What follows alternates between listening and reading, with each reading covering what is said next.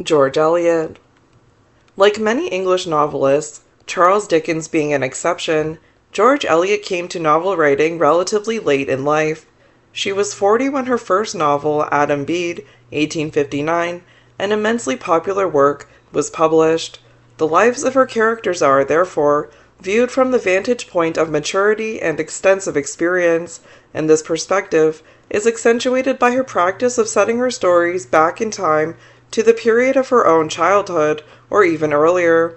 In most of her novels, she evokes a pre-industrial rural scene or the small-town life of the English Midlands, which she views with a combination of nostalgia and candid awareness of its limitations. The place Eliot looks back on is usually the Warwickshire countryside. There, under her real name, Marian Evans, she spent her childhood at Arbury Farm, of which her father, Robert Evans, was supervisor and land agent. The time was the 1820s and 1830s. 1819, the year of her birth, was an annus mirabilis for the 19th century, for in the same year were born John Ruskin, Herman Melville, Walt Whitman, and Queen Victoria.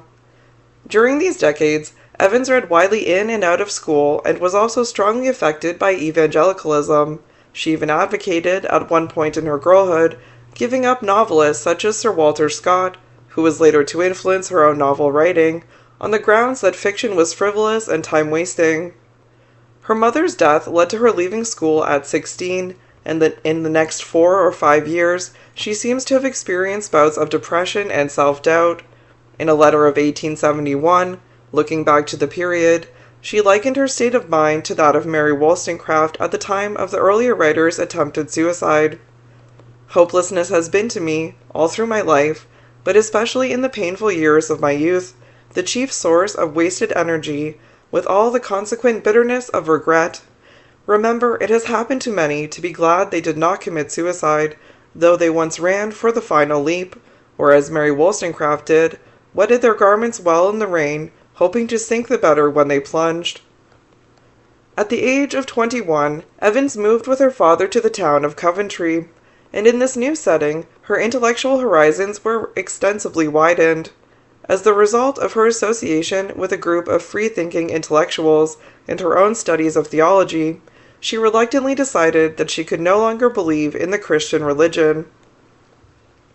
Her decision created a painful break with her father, finally resolved when she agreed to observe the formality of attending church with him, and he agreed, tacitly at least, that while there she could think what she liked.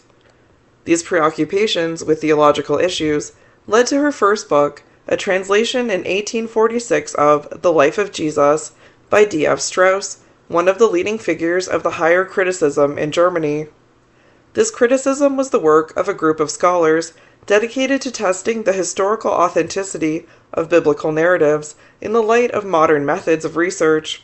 For the rest of her life, Evans continued to read extensively in English and continental philosophy, and when she moved to London in 1851, after her father's death, her impressive intellectual credentials led to her appointment as an assistant editor of the Westminster Review, a learned journal formerly edited by John Stuart Mill. In the years in which she served as editor, she wrote a number of essays, including Margaret Fuller and Mary Wollstonecraft, and Silly Novels by Lady Novelists, which she contributed to various periodicals, in addition to the Westminster Review. Her work at the Review brought her into contact with many important writers and thinkers. Among them was George Henry Lewes, a brilliant critic of literature and philosophy, with whom she fell in love. Lewes, a married man and father of 3 children, could not obtain a divorce. Evans therefore elected to live with him as a common-law wife, and what they called their marriage lasted happily until his death in 1878. In the last year of her life, she married an admirer and friend, J.W. Cross, who became her biographer. Her earlier decision to live with Lewes was painfully made. Light and easily broken ties are what I neither desire theoretically nor could live for practically. Women who are satisfied with such ties do not act as I have done. They obtain what they desire and are still invited to dinner. Mrs. Lewes, as she called herself, was not invited to dinner. Instead, Those who wanted to see her had themselves to seek her company at the house that she shared with Lewes, where she received visitors on Sunday afternoons. These Sunday afternoons became legendary occasions, over which she presided almost like a sibyl.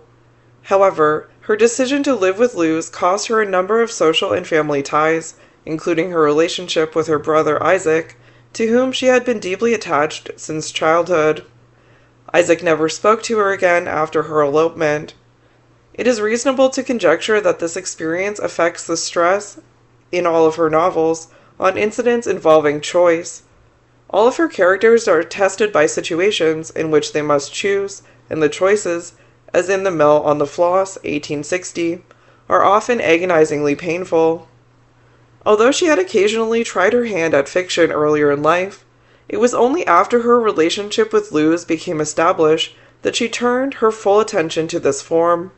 Scenes from Clerical Life appeared in magazine installments in 1857 under the pen name that misled most of her readers, Dickens excepted, into believing the author to be a man, a university man, it was commonly said, to Eliot's amusement and satisfaction.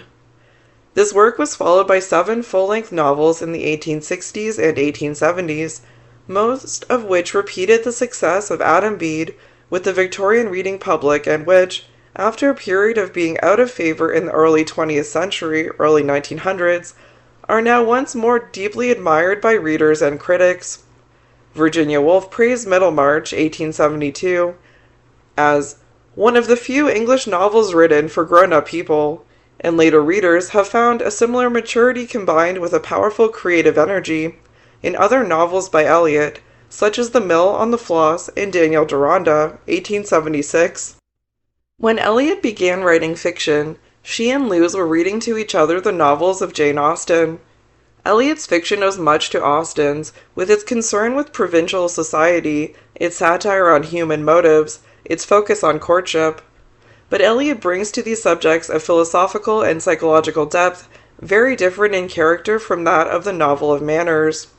Eliot's fiction typically combines expansive philosophic meditation with an acute dissection of her characters' motives and feelings. In a famous passage from Middlemarch, Eliot compares herself with the great 18th century, 1700s novelist Henry Fielding, a great historian, as he insisted on calling himself, who had the happiness to be dead 120 years ago, and so to take his place among the colossi whose huge legs are living pettiness is observed to walk under, glories in his copious remarks and digressions as the least imitable part of his work. But Fielding lived when the days were longer.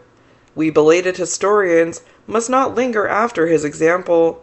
I, at least, have so much to do in unraveling certain human lots, in seeing how they were woven and interwoven, that all the light I can command must be concentrated on this particular web, and not dispersed over that tempting range of relevancies called the universe. Despite her ironic disclaimer, Eliot too prides herself on her remarks and digressions, as this passage, itself a digression, suggests. As a belated historian, however, she focuses on the intersection of a few human lives at a particular time and place in her country's history. She frequently likened herself not only to a historian, but to a scientist who, with a microscope, observes and analyzes the tangled web of character and circumstance that determines human history. As both comparisons imply, Eliot strives to present her fiction as a mirror that reflects without distortion our experience of life. But her insistence on art's transparency is often troubled both by her consciousness of its fictions and by her sense of the way in which the egoism we all share distorts our perceptions. Hence she portrays this egoism with a combination of acuity and compassion. It is this distinctive compounding of realism and sympathy that makes her, according to the French critic Ferdinand Brunetière, a better realist than her famous French contemporary Gustave Flaubert, author of Madame Bovary, 1857. Often compared with Leo Tolstoy, she is, perhaps, the greatest English realist. Eliot's definition of herself as a historian leads us to expect her novels to offer considerable insight into contemporary issues. The woman question, as her essay Margaret Fuller and Mary Wollstonecraft suggests, held particular interest for her. She typically chooses for her heroine a young woman like Mary Tulliver of The Mill on the Floss or Dorothea Brooke of Middlemarch, with a powerful imagination and a yearning to be more than her society allows her to be. The prelude to Middlemarch speaks of the modern-day Saint Teresa, with the ardor and vision to found a religious order, caught at a historical moment that gives no outlet for her ambition. In her portrayal of the frustrations and yearnings of such a heroine, Eliot seems sympathetic to a feminist point of view. Yet her stress on the values of loyalty to one's past, of adherence to duty despite personal desire, and of what William Wordsworth calls little, nameless, unremembered acts of kindness and of love, suggests that her attitude toward the woman question is complex. George Eliot wrote, "My function is that of the aesthetic, not the doctrinal teacher." The largeness of vision through which Eliot enters into the consciousness of all her characters makes the perspective of her novels on many issues a complex one, for it is finally issues as they are refracted through the lens of human character that interest her.